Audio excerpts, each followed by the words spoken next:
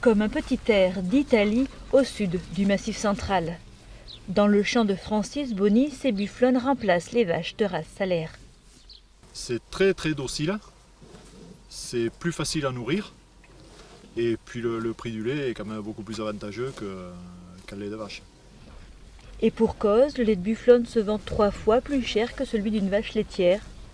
À la recherche d'une diversification des sources de revenus, une cinquantaine d'éleveurs ont introduit dans la région ces mammifères venus d'Asie à la fin des années 90. Ça faisait déjà 25 ans qu'on trayait des vaches. Traire pour à la sortie perdre de l'argent, c'est pas le but.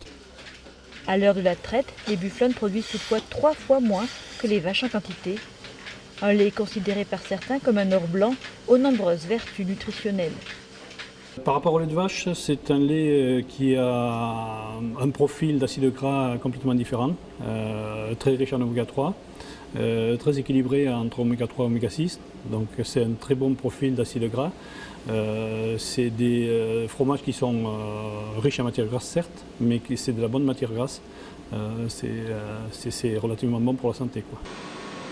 Producteurs, collecteurs, mais aussi affineurs et vendeurs, aux côtés des tonnes de salaire qui font la réputation de la région, les éleveurs transforment une partie du lait en divers fromages de bufflonne, un marché de niche au fort potentiel.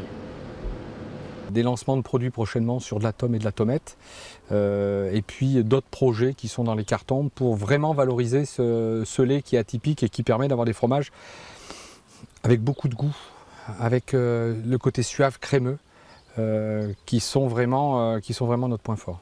Face à une demande croissante, le groupement prévoit d'agrandir son cheptel, aujourd'hui le plus gros de l'Hexagone.